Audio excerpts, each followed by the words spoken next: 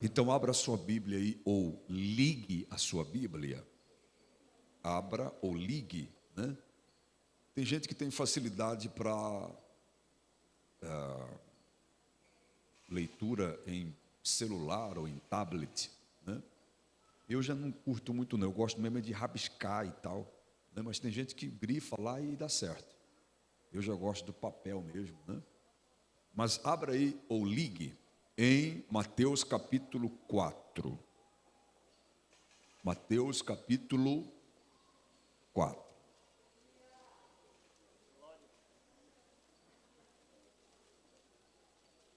Ano passado o tema foi graça, dependência ou graça, né?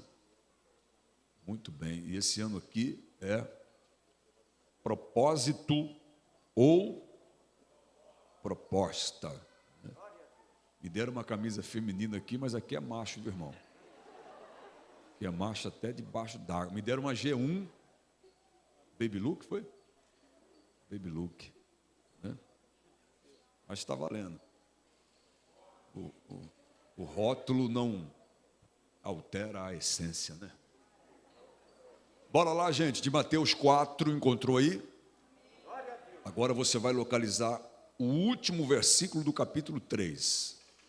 Localizou? Nós vamos ler o 17 do capítulo 3 e o 1 do capítulo 4. Olha só o que diz o texto, 17 do 3.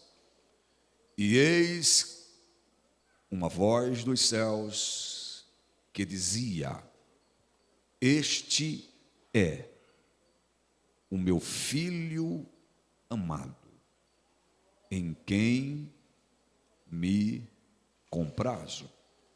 A seguir, foi Jesus levado pelo Espírito ao deserto para ser tentado pelo diabo. Versículo 17. Este é o meu filho amado, em quem me comprazo. Versículo 1. A seguir, logo depois, foi Jesus levado pelo Espírito ao deserto para ser tentado pelo diabo. Amém? Amém. Tome o seu assento.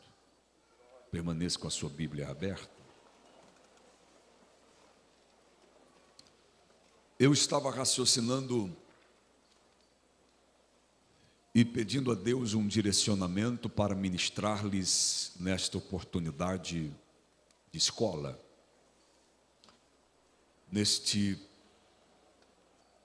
pertinente tema para a jovialidade da igreja, em um tempo considerado uma geração líquida, essa era pós-moderna, uma era de futilidade, onde se troca com muita facilidade o que é perene pelo efêmero, uma época de superficialidade. O texto, a proposta, a temária desta EBJ é extremamente pertinente e eu tenho certeza plena de que será crescente para nós quando a liderança da Umadesbo propôs a ideia de falarmos a respeito de propósito ou proposta.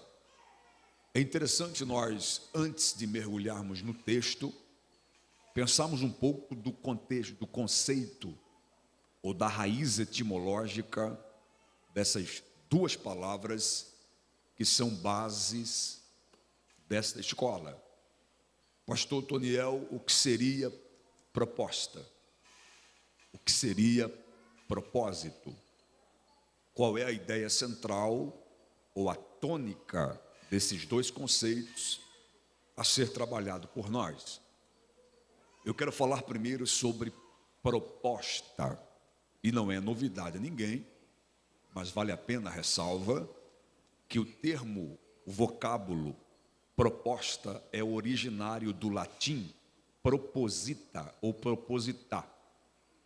E este conceito está relacionado em oferecimento ou convite de um pensamento que se expressa a uma pessoa com certo objetivo, ou seja, condição que se propõe a chegar a um acordo. É uma ação de sugestionar. Proposta é uma ação de propor. É você ofertar alguma coisa, simplificando. É você especular. Deseja? Quer isto? Eu estou lhe propondo. Por exemplo, nesta noite pode ser a grande noite que você receberá uma proposta de namoro ou uma proposta de casamento. Pode ser que esse sujeito já esteja te enrolando desde 20 anos antes de Cristo e hoje é a noite. Hoje é a noite que ele vai lhe propor em casamento. Então, tudo no campo de propositura, proposta de trabalho, proposta de um valor de alguma coisa. E é tão interessante pensarmos no campo da proposta, porque a pessoa que faz uma proposta procura uma resposta do seu interlocutor. A proposta nunca está no campo do absoluto. Eu não posso absolutizar uma proposta, porque a proposta ela é estendida e ela depende do outro. Toda proposta depende do outro. E esse outro, ouvindo a proposta, definirá. Sim, não, talvez, espera, não digo nada. Alguma coisa será respondida, porque este é o receptáculo, este é o destinatário da proposta. E ao propor algo, o sujeito espera uma reação que esteja vinculada àquilo que se propõe. Toda resposta não sai do campo do viés da proposta que foi dita. Ou seja, não dá para eu aceitar uma proposta que não me foi dada. Repito, não dá para eu aceitar uma proposta que não me foi ofertada. Toda resposta de proposta tem que estar de acordo com aquilo que se foi proposto. Isso é simples, vocês já conhecem. Eu só estou trazendo alguns lampejos, diferente de propósito. Uma vez definido proposta, permita-me definir propósito. A palavra propósito, na sua raiz etimológica do latim, tem o termo proponere, e eu gosto desta semântica, porque o prefixo pro, de proponere, da onde vem propósito, é aquilo que está à frente, aquilo que está adiante, ou aquilo que eu vou fazer amanhã. Qual é a minha ação no meu futuro? Ou seja, propósito fala da minha missão amanhã. Proposta fala da minha resposta do hoje mediante aquilo que foi proposto. Propósito fala da minha realização no amanhã. Isto é, quando eu me delibero, quando eu sou resoluto, quando eu estou decidido, designado, com intento, com objetivo, com finalidade. Então, logo uma definição muito simples e clara. Proposta é para o meu aqui e agora. Propósito é para o meu vir a ser. É para o meu eu, sei que você me entende agora nessa redundância, para o meu eu amanhã. Então este é propósito. Pastor, eu posso pensar na ideia que proposta é desejo imediato? Posso. E propósito é uma realização processual.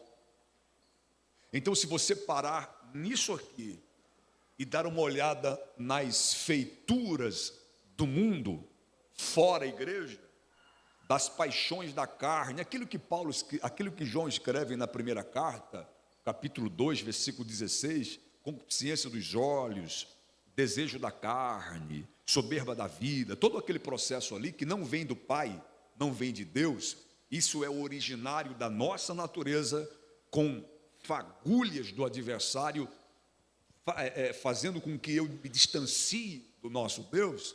Então você pode pensar comigo que a alegria do mundo é passageira pela proposta que foi dada, e a tristeza é eterna pelo propósito que foi rejeitado. A alegria do mundo é passageira pela proposta que foi ofertada, e a tristeza, ela é perpétua pelo propósito que foi rejeitado. Pastor, e nós, a igreja, nós poderemos ficar desconfortável, até mesmo triste, por rejeitarmos algumas propostas que alguns não entendem agora, e fica chateado. Poxa, por quê? Por que eu não aceitei isso? Mas isso é alegria e é prazer imediato. Então, enquanto o mundo tem tristeza, tem alegria imediata e tristeza eterna, a tristeza da igreja, ela pode ser agora, mas passa, e a alegria é eterna. Então, aqui eu começo a pensar com vocês essa diferenciação entre proposta e propósito, mais um viés de compreensão ampla, de visão holística desses termos. Por exemplo, quando eu falo de proposta, eu posso falar de opções. Então, proposta é opção, é algo a ser acordado. Já propósito é objetivo. Então, propostas eu tenho várias. Propósito eu foco em um. E eu vou caminhando rumo àquele ou aquilo que eu propus como propósito para mim. Olha que interessante isso aqui. No propósito, eu tenho produtividade qualitativa. No propósito, eu tenho produtividade qualitativa. Na proposta, eu tenho ocupação quantitativa. Tem gente que faz, mas nunca chega num alcance de produção, porque ele só está na proposta do agora. Mas aqueles que estão no propósito, eles produzem com qualidade. Escute bem, eu estou falando esta noite para uma juventude de Madureira ou alguns de outros ministérios que eu acredito que é uma juventude pujante, uma juventude doravante, uma juventude produtiva, uma juventude sonhadora. Eu não estou falando para uma juventude que está meramente de passagem nesse mundo, não. Eu acredito que eu estou falando para uma juventude que sabe de onde veio, sabe por quê e onde estão, e sabe para onde estão indo. Pastor, dentro dessa ideia, eu acredito que você pode marcar a sua geração. Se você sabe de onde veio, sabe onde está e sabe para onde está indo, você marca a sua geração. Dias atrás eu falei na igreja sobre pessoas determinadas e pessoas indeterminadas. Pessoas determinadas sabem onde vai chegar. Pessoas indeterminadas não sabem nem onde está. Mas aqui, o Madesmo, Koinonia, Cojadã, vocês sabem onde estão, por que estão e para onde estão indo. Você pode adorar ao Senhor Jesus nessa escola. Agora, permita-me dar uma clareada nesse contexto introdutório de conceito. Quem aqui já assistiu o filme Alice no País das Maravilhas? É mesmo? Legal. Choraram? Não. Mas você chorou quando assistiu a Lagoa Azul. É Lagoa Azul, minha filha? É mesmo. Quem não assistiu a Lagoa Azul? Não, para de graça, irmão. Não. Sessão da tarde, todo dia o líder falou aqui que assistia com a mocidade da igreja. Então, olha só, tem um determinado ponto lá do filme da irmã Alice, tem que espiritualizar, né, irmão? Nós estamos no púlpito, né? E aí ela chega num determinado ponto da sua caminhada, e quem lembra daquele gato que fica aparecendo assim? Parece e some, depois parece só os dentes, depois parece só o olho, depois parece só o rabo, depois ele... É um gato assim mesmo, assustador, né? E aquele gato, quando aparece, ela faz uma pergunta para ele. A pergunta que ela faz para ele é: eu preciso saber, me dar uma direção, eu preciso chegar em algum lugar. E aí o gato pergunta assim para ela: mas para onde você quer ir? Ela disse: eu não sei. Aí ele responde assim para ela: se você não sabe para onde quer ir, qualquer caminho serve. Se você apanhar essa filosofia, se é que posso dizer isso, e aplicar para alguns de nós, tem gente que não vai chegar em lugar nenhum, mas está cansado. Pastor, mas parece um pleonasmo, estou cansado, mas não chego em lugar nenhum. Pois é, porque anda errante. E geralmente quem anda errante anda por propostas e não por propósito. Porque o caminho no propósito pode ser fadigante, mas eu descanso na promessa que um dia chego, ou que um dia alcanço. Então olha que coisa interessante. Propósito, para quem não sabe nem para onde quer chegar, é quase que algo obsoleto, não existe. Agora escute isso aqui: proposta só vem para quem tem propósito, porque quem não tem propósito, para que alguém vai lhe propor alguma coisa? Vocês entenderam? Eu não estou subestimando a inteligência de ninguém, mas me dê licença para repetir. Você quer ver eu ficar chateado? É alguém que eu estou olhando para ele e ele fala assim para mim: ah, você não entendeu. Eu me sinto imbecilizado. Você entendeu, mas me permita repetir. Proposta só vem para quem tem, porque quem não tem propósito, para que alguém vai lhe propor alguma coisa? Pastor, como assim? O texto vai nos explicar. Bora nele? Está aberto aí? Então olha para a sua Bíblia.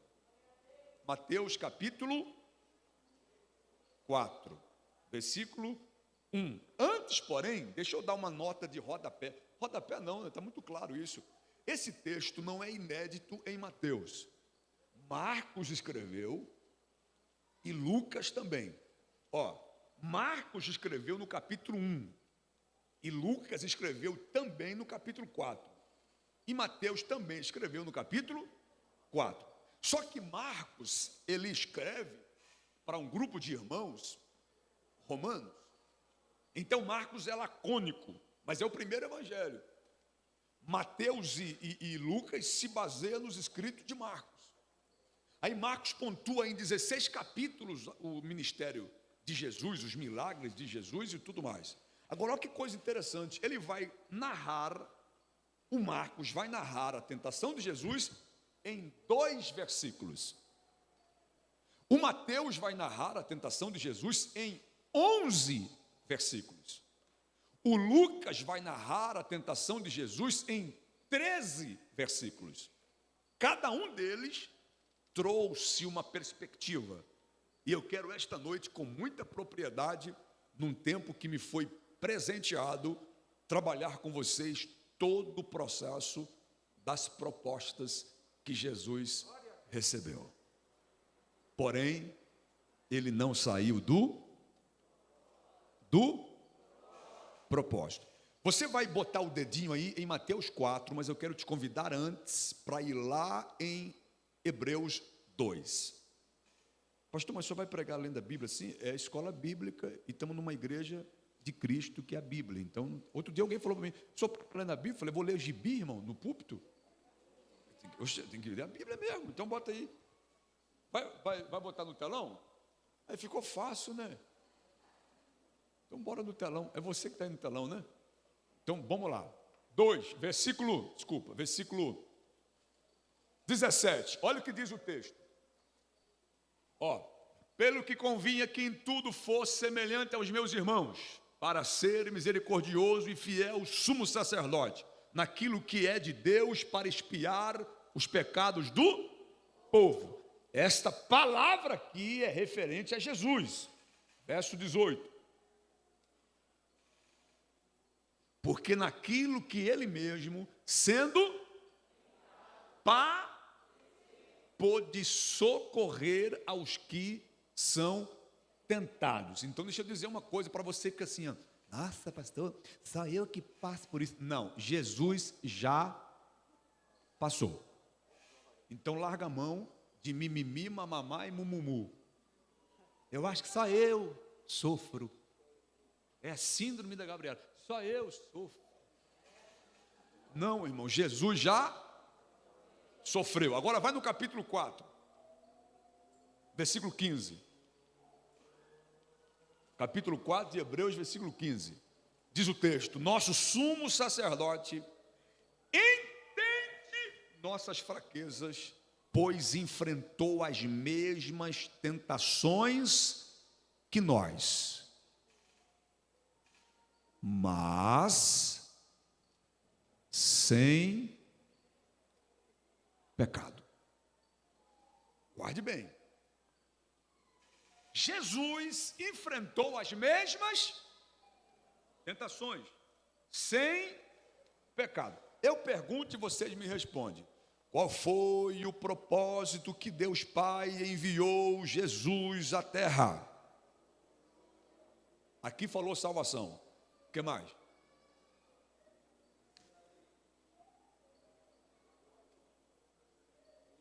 E aí, só isso aqui? Grita aí. Regeneração. É o quê?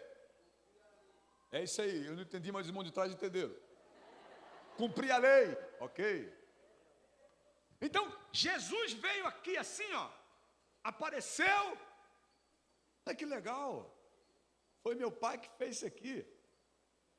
O que é que o senhor veio? Eu não sei, rapaz, o que eu vim fazer. Mas estamos aí, né? Vim aqui fazer o quê? E aí? O que vocês estão fazendo o quê aí? Estão com fome? Espera aí que eu sou filho do pai, deixa eu multiplicar pão. Não, ele não veio aqui e fez as coisas por acaso. Ele veio com propósito. Ele veio com Pastor, onde é que está isso? Efésios capítulo 1, versículo 5 e 6. Em amor, nos predestinou para sermos adotados como filhos por meio de Jesus Cristo, conforme o bom propósito da sua vontade, para o louvor da sua gloriosa graça, a qual nos deu gratuitamente no amado. Ou seja, Jesus não veio sem propósito. Então ele trouxe salvação à humanidade, enviado pelo Pai, encarnou, plenamente homem, para tanto a cruz era o derradeiro ato. Ele precisava morrer pelos pecados do povo, do mundo. Agora deixa eu dizer uma coisa para você. A sequência dos fatos que antecede a tentação, os 3 evangelistas trouxeram: Mateus, Marcos e Lucas. Quais foram, pastor?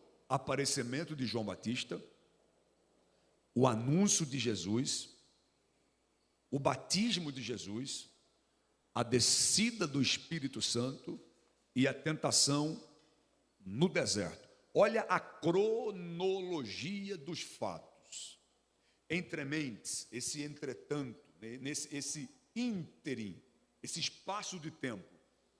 João Batista, anúncio de Jesus, batismo de Jesus, descida do Espírito Santo e a tentação. Foram atos contínuos. É interessante que algumas traduções dizem, e logo, essa aqui que eu tenho diz, a seguir, porque foram atos contínuos. Ok? Amém até aqui? Vai piorar. Mas olha só, dentro dessa análise, cronologia de novo, Jesus foi batizado e depois foi para o... Vamos de novo? Jesus foi e depois foi para o deserto. Isso me remete a uma semelhança histórica do povo de Israel. Lembra do povo no cativeiro egípcio? 400 anos, Simão de Estevão diz 430, 400 anos aproximadamente, cativo no Egito. E depois, pastor, depois o mar se abriu e eles passaram, e Paulo cita isso à igreja de Corinto, lá na primeira carta, capítulo 10, versículo 4, que era uma espécie de batismo. Irmão, já pensou? Batizar 3 milhões de pessoas, uma a uma, pum, pum, próximo, pum, pum, próximo, pum, pum. O povo, os soldados egípcios vinham e pegavam o povo. Aí Deus deu uma olhada e falou, eu preciso batizar esse povo numa pancada só. Abre o mar.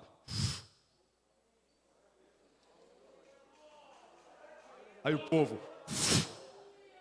Aí quando o povo, todos se batizaram naquela travessia do mar, baseado no que Paulo escreveu à igreja. Digo, estou falando nada aqui que eu estou inventando, não. É baseado no texto que Paulo escreveu à igreja de Corinto, capítulo 10, versículo 4. E aí, essa passagem no mar que foi aberto, não que foi abrido. Então, numa escola, então é legal, né? Vai saber. Igual um rapaz chegou em mim esses dias, né? Abre aspas aqui, falou assim para mim. Então, pastor, o senhor tem aí eu quero fazer uns cursos de latim, de hebraico, de grego. Eu falei, é mesmo? O senhor me indica aí um curso de hebraico, de latim, de grego para mim pregar? Eu falei, acho melhor você fazer português primeiro, porque é para eu pregar. Pastor? Eu falei, Pai do Senhor, vá em paz, Deus te abençoe. Então, é interessante essa língua portuguesa, né? Quem gosta de língua portuguesa? Mas vamos lá, é o nosso idioma, né, irmão? Então não era mar abrido, era mar aberto. E você percebeu que depois do mar aberto tinha o quê? Deserto. Pastor, depois que o mar abriu, era eu passar cantando Miriam, batendo tamborim, e eu dizer, maravilha. Não, é agora que começa o processo. Você percebeu que depois do batismo que as coisas ficam...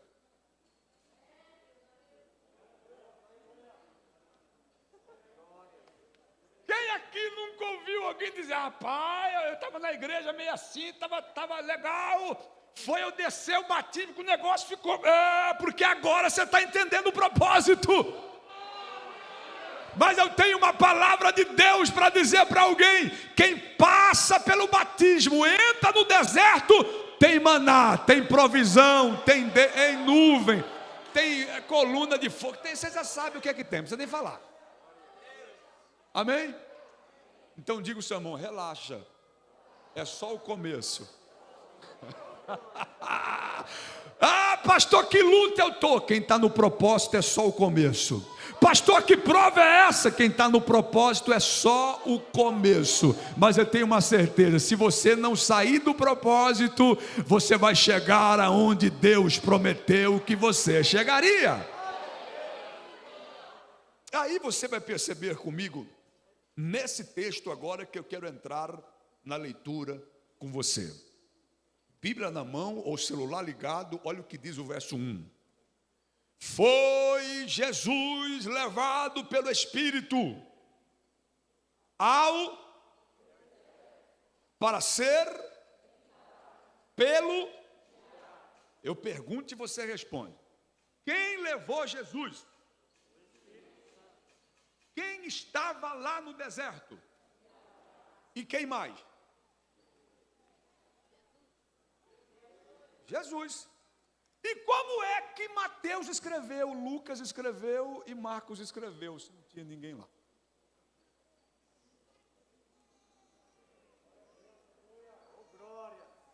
Os milagres que Jesus realizou, tinha testemunha ocular, que foi passando para um, passando para outro, e os pesquisadores escrevendo, os cabas consultando, Lucas consultando, João consultando. Agora, esse texto aqui não tinha ninguém. Pastor, o que isso ensina para mim? Que Jesus reuniu os seus mais chegados e disse assim: eu fui tentado uma vez. Por que Jesus fez isso, pastor? Para ensinar para nós que muitas vezes quem expõe em tentação não precisa confessar pecado. Você chegar e dizer assim para o irmão: pastor, o problema não é expor tentação. Eu posso até expor, o problema é para quem? Porque tem gente que quando ouve a tua exposição já dá a tua consumação. Fulano, sei não, hein? Falou comigo aí, rapaz, que estava tendo um desejo de tomar cachaça. Eu acho que, você viu que ele está meio assim, bafudo? Um bafo de cachaça, viu? Hoje não dá nem para expressar a tentação. Senão o povo já espalha. É tal como aquele desejo sublimado. É tal como aquele outro irmão do filho pródigo, que ficou em casa. O garoto que saiu, a Bíblia diz que gastou dissolutamente. O quê? Gastou tudo, com tudo que viu ele gastou. O irmão que ficou em casa, quando ele voltou, o irmão falou assim: ó, esse aí gastou com meretrizes. Onde é que ele estava para ver? Ele estava lá e viu o irmão no bordel? Com meretrizes? Não, mas na verdade ele queria gastar isso, não tinha coragem, falou que foi outro.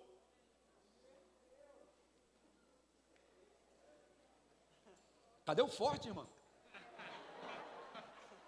Estou falando de pecado, mas é forte.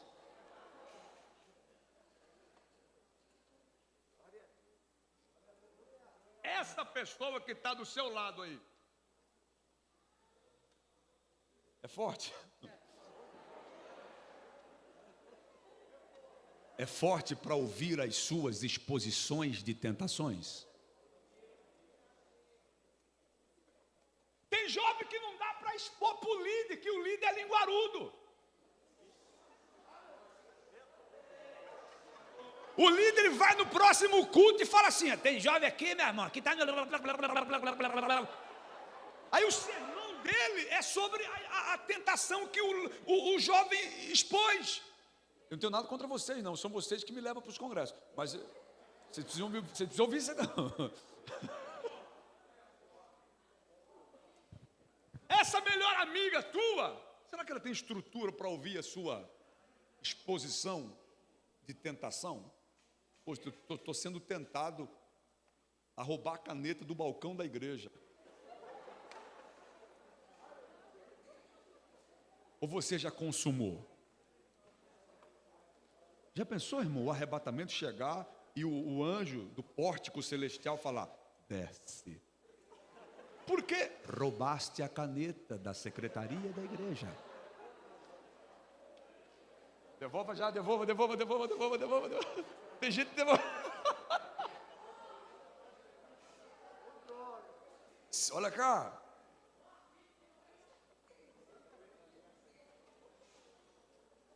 Há uma diferença entre tentação e provação. Repita comigo, por favor. Há uma diferença entre tentação e provação.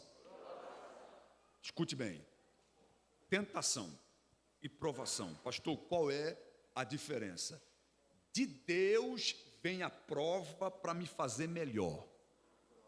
Do diabo vem a tentação para me fazer cair.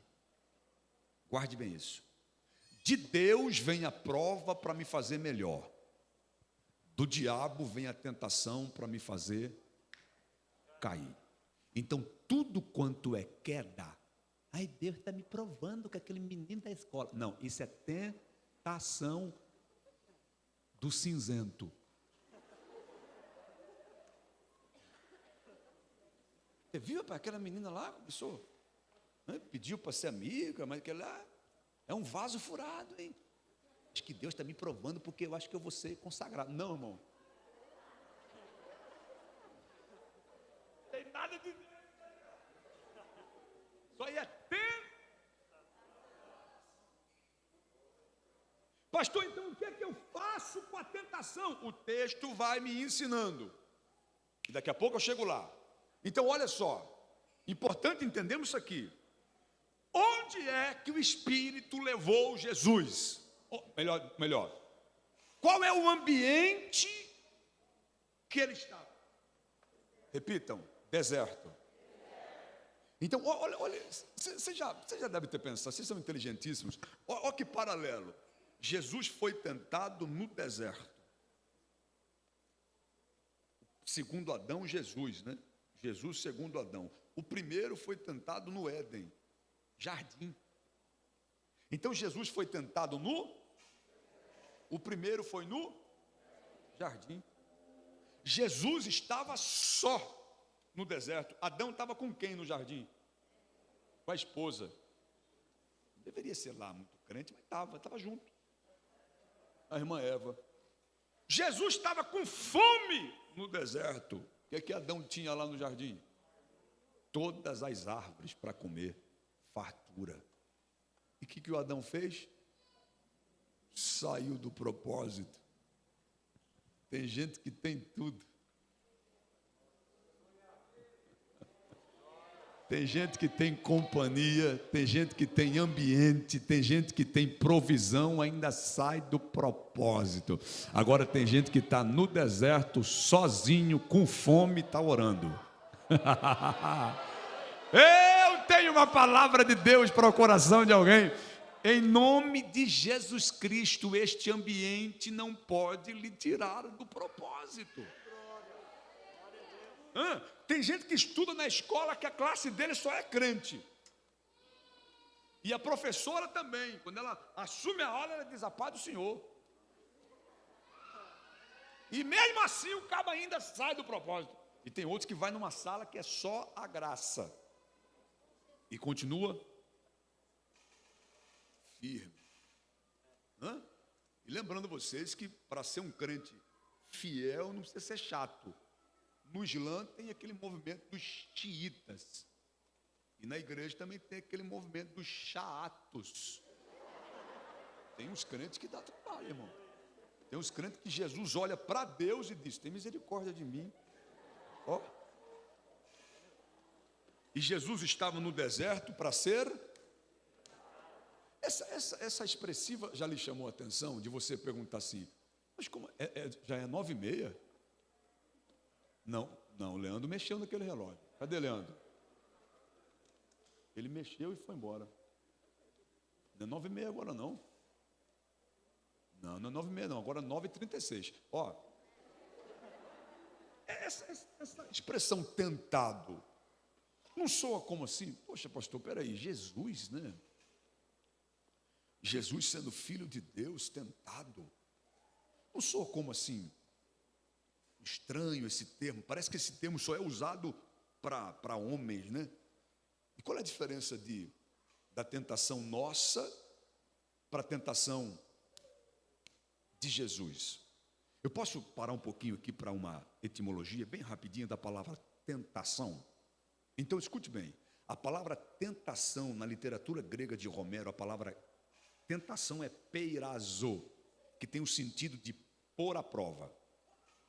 Testar, fazer um teste com, colocar em teste para ver quem a pessoa é.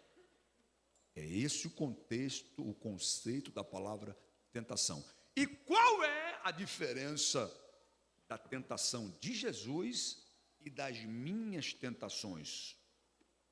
Muito simples. Qual, pastor? Jesus não procurou essa tentação.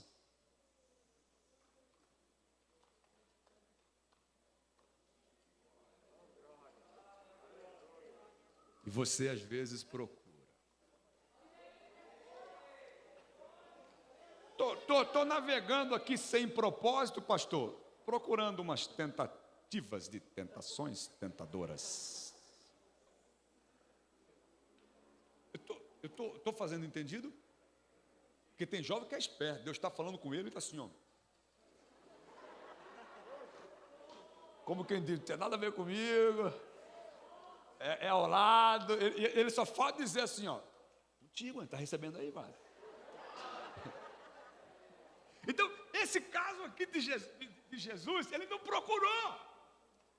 E você às vezes acessa, olha, marca, me chama depois.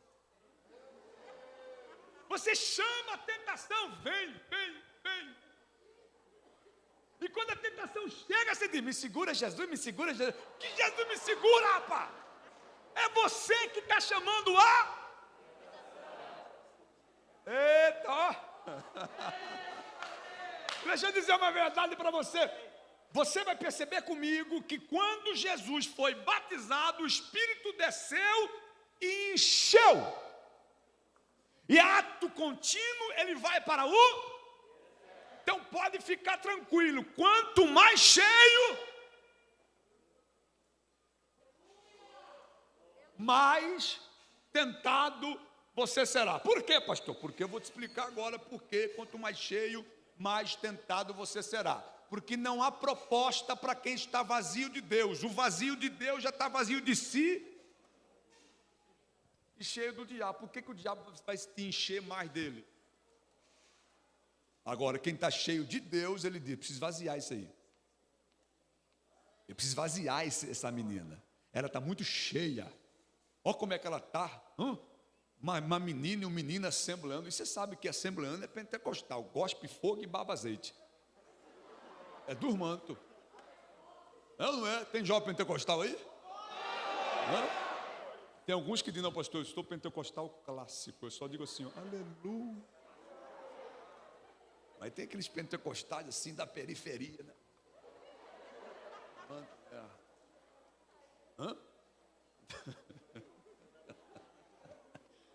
De Capivari. Fala para o irmão do lado, quanto mais cheio, mais tentada. Mas quanto mais cheio, mais resiliente, mais resistente. O diabo tenta para a direita, você está de pé, da esquerda você está de pé, ele vem de todos os lados, você diz, eu não abro mão do meu propósito, bendito seja o nome de Jesus.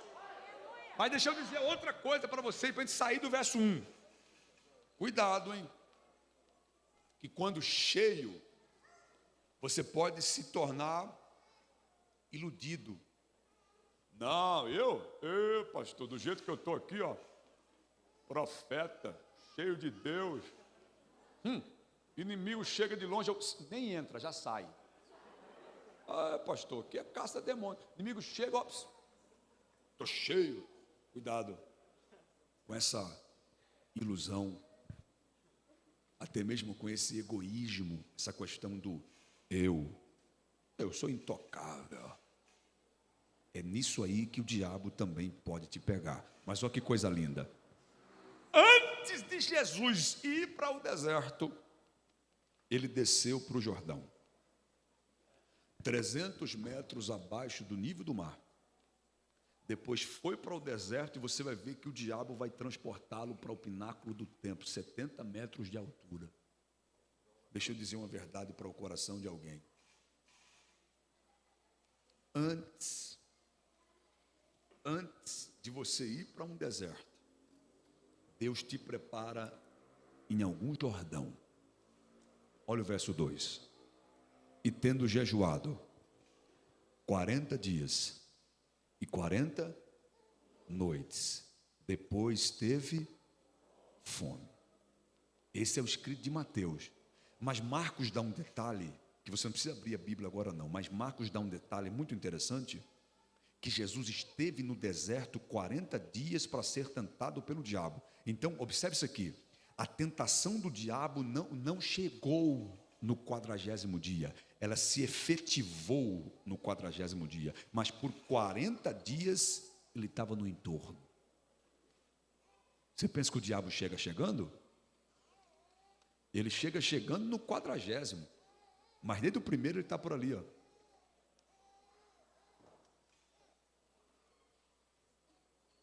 Para quê, pastor? Para ver se você tem resistência. Eu dizer uma verdade muito séria. A fome de Jesus chegou, diz o texto, no 40º dia, mas a tentação foi contínua. Pelo texto de Marcos, eu tenho essa análise ou essa interpretação. Agora, escute isso aqui, você percebeu que 40 é um número interessante na Bíblia? 40 é um número interessante, 40 soa como um sinal de teste. Moisés, Elias, todos esses passaram por 40. E nessa escola bíblica aqui, o que eu quero propor para vocês, que Jesus estava no deserto, jejuando, orando e teve uma necessidade. Teve fome. Ele teve fome. Jesus orando, jejuando, cheio do Espírito, estava bem com Deus ou não? Pastor, ele era Deus. Ok, desconsiderando essa questão dele ser Deus, numa visão nua e crua, assim, bem rasteira e bem simples, proposta por nós. Ele estava bem com Deus, jejuando, orando, recém-batizado, cheio de Deus, mas ele teve uma necessidade. O fato dele estar cheio de Deus, jejuando e orando, não nos priva de algumas necessidades que eu chamo de necessidade urgente. E nestas necessidades urgentes que o tentador aparece, porque o versículo 3 diz: e chegando ele, quem? O diabo. Pastor, mas como é que o diabo aproxima desse ambiente? Aproxima. Como é que o diabo chega perto de mim depois de 40 dias de jejum? Aproxima. Como é que o diabo chega depois de um congresso, de uma escola bíblica dessa? Aproxima. Como é que o diabo se aproxima depois de um culto de domingo, onde o pastor prega e eu saio cheio da graça? Aproxima. Se você for para a Bíblia, você percebe que o primeiro suicídio foi depois de um culto. De quem? Do irmão, filho do Adão e Eva lá? O irmão Abel? O irmão Abel cultuou, o irmão Caim foi e matou. Depois de um culto. Tem gente que mata tanta gente depois de um culto. Não, mas eu saí de um culto cheio. Mas às vezes esse ambiente de santidade me leva a transformar pela tentação em um ambiente de promiscuidade. Posso ser muito sincero com vocês, nem todos aqui estão no mesmo propósito. Tem gente que veio aqui com propósitos escusos, estranhos, deturpados. Mas Deus pode te pegar hoje, te dar um safanão gospel e te conscientizar que neste ambiente tem propósito. Mas o inimigo ronda com propostas, mas que Deus guarde o teu coração para que você não perca o propósito. As propostas virão, mas o propósito é maior. Quem pode entender essa palavra aqui e adorar a Jesus esta noite? Não é moleza não, irmão. Olha o versículo 3. E chegando-se a ele o tentador, disse: se tu és filho de Deus, mande. Não vou nem falar do mande agora não, vamos falar só aqui, ó. Se tu és filho de Deus. O diabo é diabo mesmo, né? Se tu és filho de Deus, eu penso que Jesus deu uma olhada e falou assim: Você está por fora de contexto, hein? Porque agora mesmo eu ouvi meu pai dizer: este é o meu filho. Tem gente que está aqui hoje, pastor, será que eu, porque o diabo soprou no meu ouvido? Será que eu, porque o diabo soprou, pastor, eu estou com tanta fome? Será que eu, deixa eu dizer uma coisa, a sua condição não define a sua identidade. Você ainda é filho de Deus.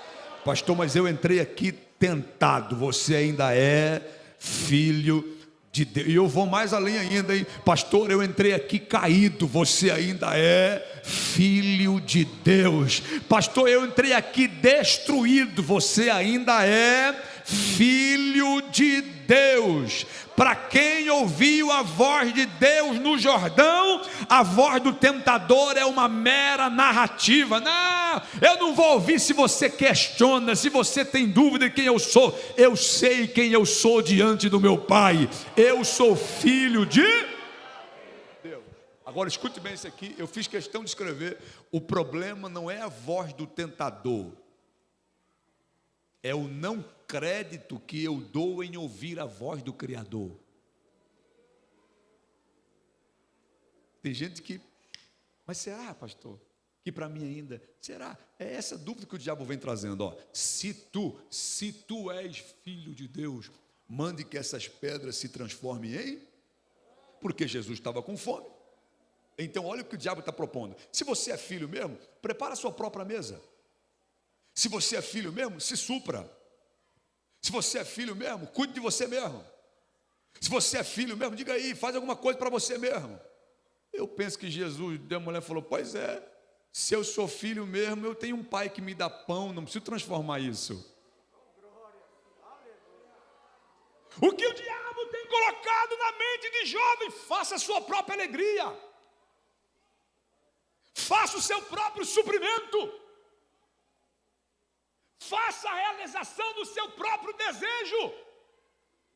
Outro dia eu vi alguém dizer uma barbaridade. Ei, não importa o que você está fazendo, se o que você está fazendo está te deixando feliz, Deus está se agradando de você. Onde é que alguém viu isso?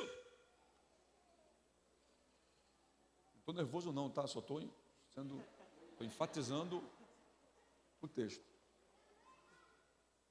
Deixa eu dizer uma coisa para você.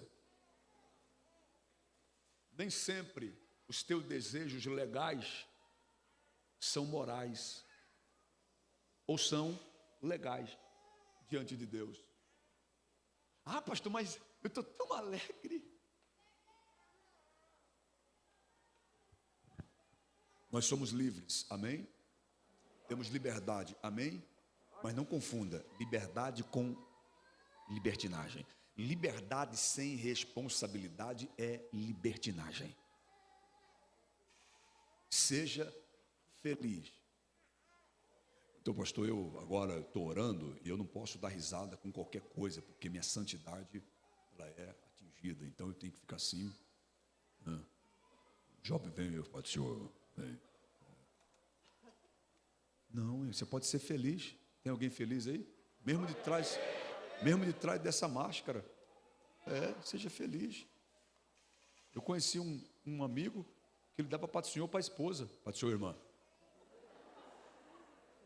Que irmã, cara. Que mulher, pô. Para o senhor, irmã. Como é que foi a sua noite de sono? Fala de graça, velho. Vamos começar o culto? Tão crente que o cara tá, mas na verdade é um fanatismo. Quem está me entendendo aí, diga amém. Então olha só, essa ideia do diabo, cuide de você, porque você vai na escola dominical, cuide de você, vai para o parque, vai para o shopping, tem que ser feliz. Aí você vende o seu dia para ele, você troca seu dia para ele, ou troca o seu dia que era para ser de Deus. Tudo em nome de, não, pastor, eu preciso ser feliz, eu preciso me realizar. É o que alguém me questionou outro dia, não, pastor, porque o tempo de Deus, pelo amor de Deus, o tempo de Deus demora muito. Irmão, quem reclama do tempo de Deus é porque não está dentro do dono do tempo. Quem está dentro do dono do tempo não reclama do tempo, porque sabe que aquele dono do tempo tem o tempo certo para a vida dele ou dela, ou seja, para quem for. Não, eu preciso ser feliz, já estou com 20 e tantos anos, preciso casar e arrumo qualquer bagaço que vem. Não, irmão, Deus tem coisa boa para você, diga amém. Pode ser lá daquela congregação mesmo, que você diz, meu Deus, aqui não tem ninguém, Jesus pode fazer um milagre em alguém. E te dá um colírio e você fala, que lindo, pois é. Mas todo mundo sabe que não é. E você sabe que tem jovem que casa só por milagre. Eu conheço amigos meus que casou só por milagre, irmão. Você conhece alguém assim? Aí, eu estou falando com vocês. Deixa eu dizer uma coisa aqui. Olha só, estamos no verso 3 ainda. Eu pensei que eu ia chegar no 11 rapidinho. Meu Deus do céu. Mas vamos lá. Aqui, ó. Deixa eu dizer uma coisa para você. Cuidado com isso. Por quê, pastor? Porque o diabo ele vai propor, ele vai adaptar a tentação à sua necessidade. Está com fome? Então, transforme essas pedras em pães. Se a tua fome for afeto, vai aparecer alguém afetuoso. Se a tua fome for dinheiro, dinheiro vai sobrar na sua frente. Por quê, pastor? Porque o diabo é diabo.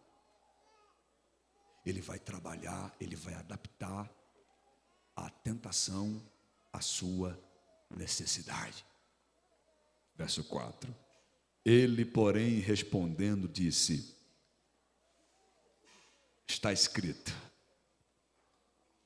nem só de pão viverá o homem, mas de toda a palavra que procede da boca de... Deixa eu dizer uma coisa para alguém. Quem trouxe a palavra para o diálogo não foi o diabo, foi Jesus. O diabo estava assim, transforma essas pedras em pães. Jesus disse, está escrito. Por que, pastor, Jesus trouxe a palavra para a conversa? Porque é você quem decide que arma vai usar no meio da tentação. Que tipo de ferramenta você está usando? Transforma essa pedra em pães. Ah, eu? Quem sou eu? Eu não posso. Não. Está escrito. Mostre para ele qual é a sua ferramenta. A proposta de tentação e de queda e de ruína, quando chegar, Deus vai te dar estrutura para você dizer, está escrito. Eu não preciso inventar nada, já está escrito. Não acrescento e nem tiro, já está escrito que nem só de pão viverá o homem, mas ele vive pela palavra que sai da boca de Deus. Ah, mas você não se diverte, você precisa se divertir, você tem que curtir a vida, você tem que não sei o quê. Você vai dizer, oh, você não tem ideia da curtição que nós temos lá na igreja. A gente brinca, a gente dá risada, a gente conversa. Deixa eu dizer uma coisa para você, tem gente que pensa que crente é besta. Ih, ser crente? Quadrado, cafona. Vá na Debrais, Capivari, então, para você ver. Num culto a gente ri de alegria dos outros, sim ou não? Fala a verdade, irmão. Quem já riu de alegria num culto? E já riu da irmã que cantou?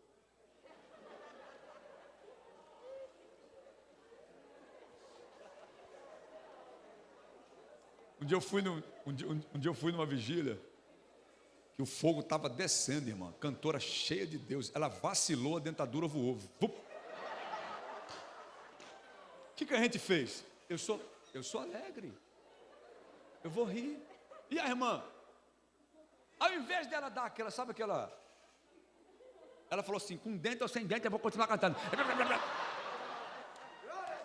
Tome, né?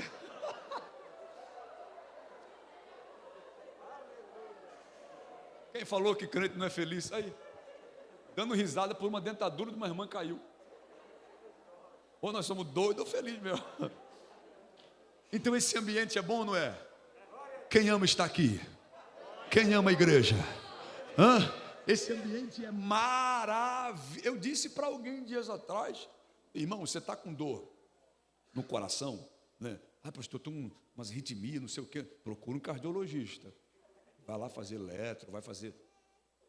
Ah, pastor, minhas emoções estão meio desequilibradas. Aí você tem 3 opções, o psicanalista, o psicólogo, o psiquiatra.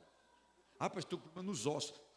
Pastor, estou ganhando muito dinheiro, não sei como investir. Você procura um coach, você procura um economista, alguém que vai te dar técnica e ferramenta. Então, para cada necessidade, eu procuro uma especialidade.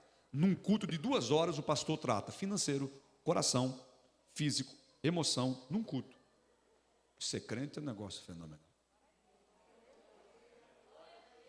Tem gente que faz terapia para poder rir. O jovem para o ensaio e... Quem já fez isso? Ou só eu que estou... É bom, não é? Mas deixa eu correr aqui, porque vocês têm que ir embora, né? Lá para a coisa lá. Ó. Versículo 5. Então disse o diabo. Então o diabo transportou a cidade santa e o colocou sobre um pináculo do templo. Ei, quem já desceu o Jordão, não faz diferença nenhuma subir no pináculo. Agora, quem não desceu o Jordão, quando sobe no pináculo, vocês estão vendo onde é que eu estou, né? Eu estou no pináculo. Quem já desceu o Jordão, meu irmão, não faz diferença nenhuma. Quem sabe de onde veio, não aceita onde o diabo tem. Quem sabe do lugar que Deus o tirou, não aceita os lugares que o diabo quer te colocar. Verso 6. E disse Jesus, aliás, desculpa, e disse o diabo, se tu és filho de Deus, lança-te daqui abaixo. Ó, irmão, que proposta, hein? Primeiro, transforme sua pedra em pão, você tem que cuidar de você. Viu que não deu certo? Então se mate, se jogue, se suicida. Ó a proposta. Já que eu lhe propus cuidar de você, você não quis, então se mate. Aí Jesus olhou e disse, porque está escrito, que aos teus anjos dará ordem. Vamos ler de novo. E disse-lhe, se tu és filho de Deus, lance-te daqui para baixo, porque está escrito, olha o diabo, dizendo, que aos seus anjos dará ordem a teu respeito, e tomar-te-ão para que não tropece com teus pés em alguma pedra. Aí disse Jesus, também está escrito, não tentarás o Senhor teu Deus. Por quê? Porque Deus deve ser crido e não tentado. Não tentarás o Senhor. Ele citou Deuteronômio 6, né? Você conhece. Verso 8. Novamente o transportou o diabo a um monte muito alto e mostrou todos os... Botou no pináculo. Não funcionou. Mostrou os reinos, as alturas. E Jesus diz, no verso de número 10, respondendo o 8 e o 9. Vamos ler o 8 e o 9 que Jesus responde no 10. Olha o texto. Novamente transportou o diabo no monte alto e mostrou todos os reinos do mundo e a glória deles. E disse-lhe: tudo isto te darei, se prostrado me adorares. E Jesus diz: não. Você está me oferecendo o mundo e os reinos se eu prostrar diante de você. Mas não, eu vou ganhar o mundo e os reinos de braços abertos na cruz. Você pode ficar em pé, que eu estou encerrando aqui, que eu vou encerrar daqui a pouco. Vem comigo. No 10, quem está comigo no 10, diga amém. Aqui, ó. Então disse-lhe Jesus: não, assim ele não vai, irmão. Não, assim não vai. De novo. Então disse-lhe Jesus. Aqui. Você tem que botar um limite nisso. Chegou a hora de você olhar para essa situação e dizer: pastor, como é que eu digo vai? Quebrando o chip. Como é que eu digo vai-te? Bloqueando.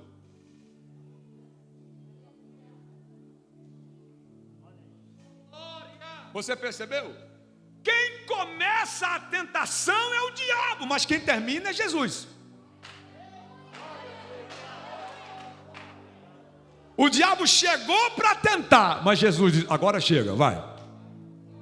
Deus me trouxe aqui para dizer para alguém: o diabo chegou e começou a fazer a tentação dele, mas Deus te levanta aqui esta noite com força e autoridade para dizer para ele: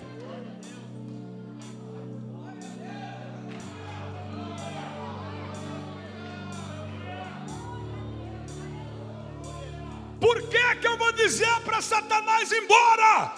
Porque ao Senhor teu Deus adorarás e só a Ele servirás.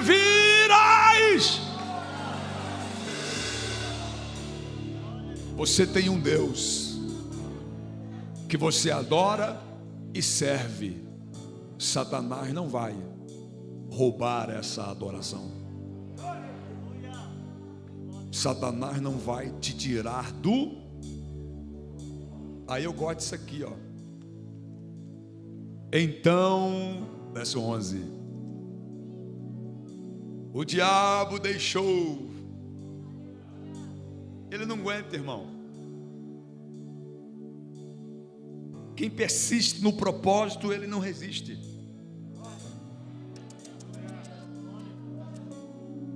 E eis que chegaram anjos e os serviram.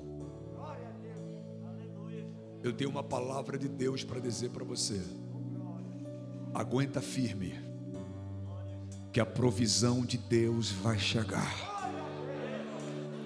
Estou falando com alguém que já não suportava mais. Pastor, a pressão está terrível e eu vou... Deus me trouxe aqui para dizer: aguenta, suporta. Eu sei que as propostas estão terríveis, mas Deus está dizendo: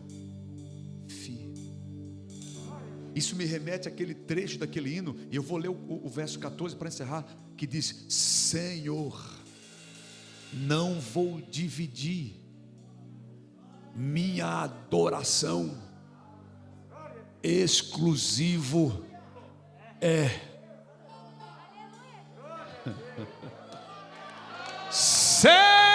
Senhor, não vou dividir minha adoração, exclusivo é o meu coração, vivo só para ti,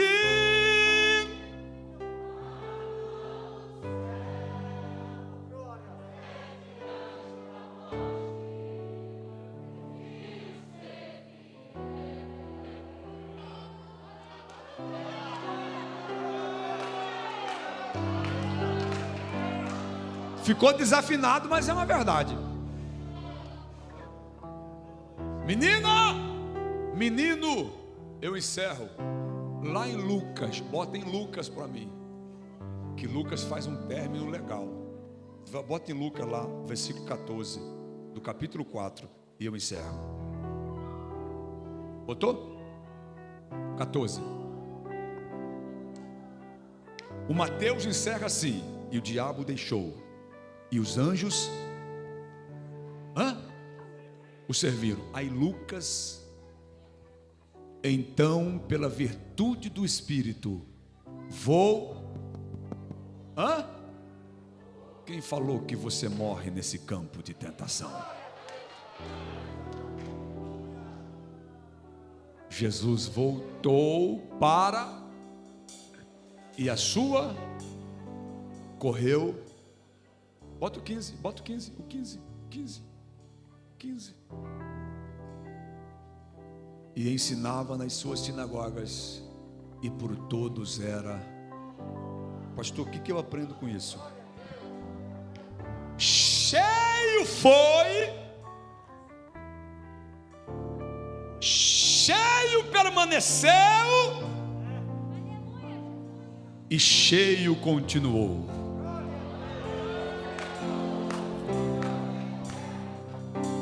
Diga assim para quem está do teu lado. Diga assim para quem está do teu lado: nessa tentação você vai começar cheio, vai permanecer cheio e vai continuar cheio. Aleluia, aleluia, aleluia, aleluia, aleluia. Oh, eu estou sentindo Deus nessa casa. Eu vou encerrar, pastor. Já são 10 horas. Eu sei. Não vou te chamar aqui à frente não, mas nessa escola bíblica vai ficar cravado no seu coração que as propostas não são maiores do que o propósito. Deixa eu dizer uma coisa para você: a comunhão com Deus destrói a tentação. Ela pode até chegar, mas ela não terá proeminência. Coloca a mão no teu coração assim. Jesus, esta é uma desbo, coinonia e cojadã. Aqui estão meninos e meninas que só tu sabes a provação que eles têm passado. Eu não conheço, mas o Senhor conhece. Eu tenho plena certeza que o Senhor está enchendo ainda mais meninos e meninas aqui, para não aceitarem as propostas que o inferno, que o mundo vai botar na mesa. Senhor, enche-nos a cada dia mais. Enche-nos a cada dia mais.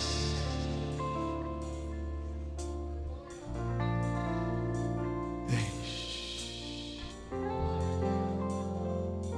Derrama a tua glória. Enche-me, Deus.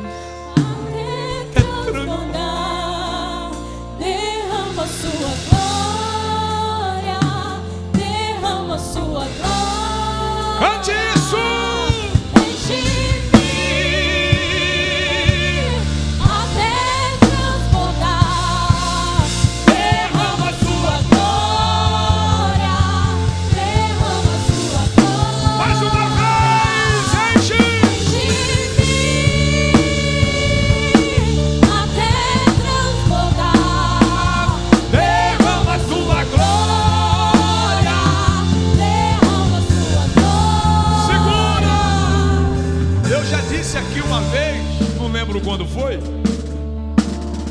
E disse lá em Capivari também, no congresso do Encheiros, né, que é o nosso congresso, que sabe qual é a questão mais interessante de ser cheio? É que não cabe mais nada do mundo, porque já estou cheio. Então você vai olhar para o céu agora e vai dizer para ele: enche-me, enche-me, enche-me, enche-me, Deus, enche-me, Deus, enche-me, Deus.